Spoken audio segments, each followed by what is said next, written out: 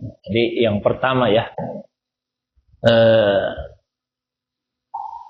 secara keimanan kita wajib mengimani bahwa para nabi itu adalah orang-orang yang maksum. Mereka terjaga, terpelihara dari dosa. Tidak mungkin para nabi itu mengalami kesesatan, apalagi dalam persoalan keimanan. Jadi tidak mungkin juga para nabi itu pernah mengalami keraguan dalam keimanan.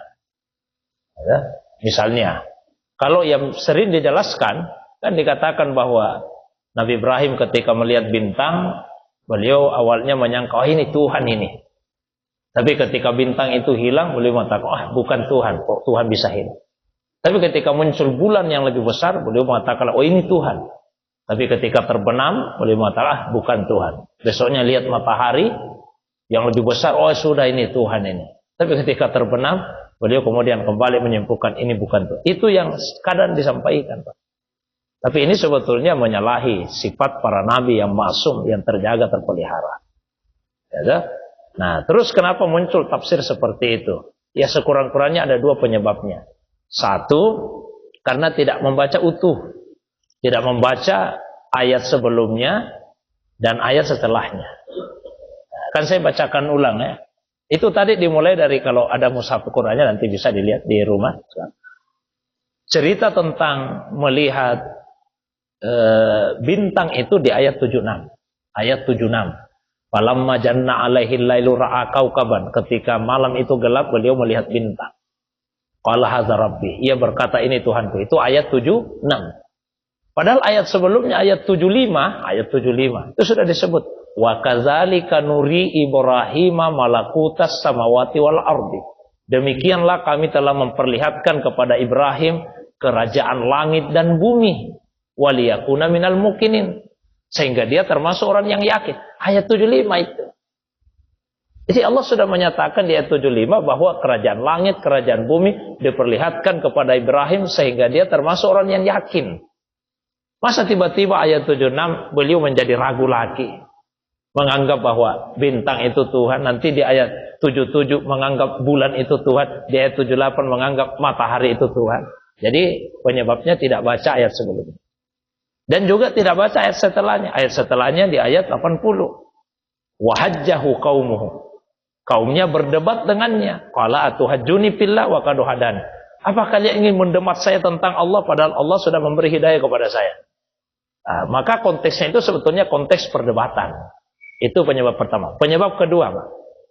Kenapa itu muncul pemahaman seperti itu? Karena di Quran kan tidak ada tanda tanyanya. Ada tanda tanya. Ya. Sehingga untuk membedakan ketika kalimat itu tidak pakai kata tanya. Kalau ada kata tanya kan jelas. Misalnya apakah? Itu jelas. Nah, ini tidak ada tanda tanyanya. Ketika disebutkan di dalam ayat, qala hadza rabbi, ia berkata ini Tuhanku. Dipahami pernyataan. Nabi Ibrahim menyatakan ini Tuhanku, bintang ini Tuhanku. Baik, bukan pernyataan tapi pertanyaan. Pertanyaan yang sifatnya ingkari. Pertanyaan yang mengingkari. Karena pertanyaan itu dua macam. Ada pertanyaan hakiki, betul-betul bertanya. Ada pertanyaan tapi sebetulnya pertanyaan yang mengingkari. Saya mohon maaf Pak ya. Ini contoh saja ini, supaya mudah dipahami. Misalnya, katakanlah saya diminta, Ustaz minum. Tapi saya tidak suka Pak. Misalnya saya tidak suka. Saya katakan, ini yang akan saya minum. Nah, itu kan beda kalau saya tidak pakai nada tanya. Oh, ini yang akan saya minum. Oh, berarti ini yang akan saya minum. Tapi kalau pakai tanya Pak nadanya, ini yang akan saya minum. Berarti pertanyaan yang sifatnya pengingkaran. Masa saya mau minum ini? Itu contoh. Jadi sebetulnya ini adalah bentuk pertanyaan ingkari. Nabi Ibrahim berkata kepada kaumnya dalam perdebatan. Qala Ibrahim berkata, hadza rabbi.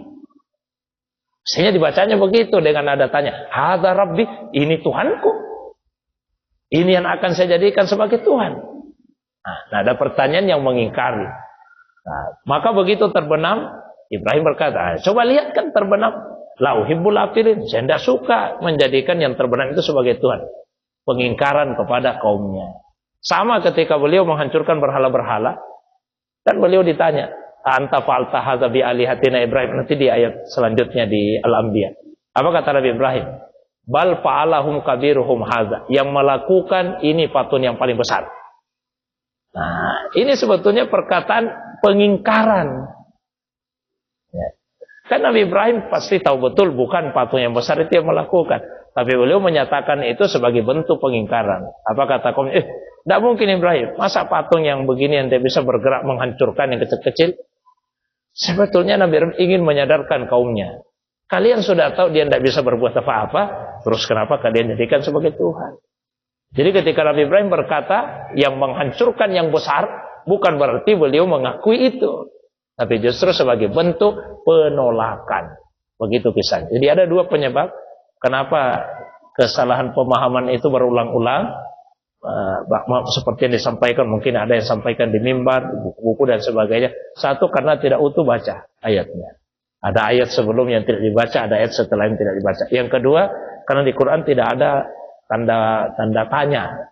Tanda tanya. Sehingga kadang-kadang tidak membedakan antara mana yang pernyataan, mana yang pertanyaan. Nah, itu yang pertama. Apa tadi yang kedua ya? Oh, bapak para nabi, Abul Anbiya. Jadi begini.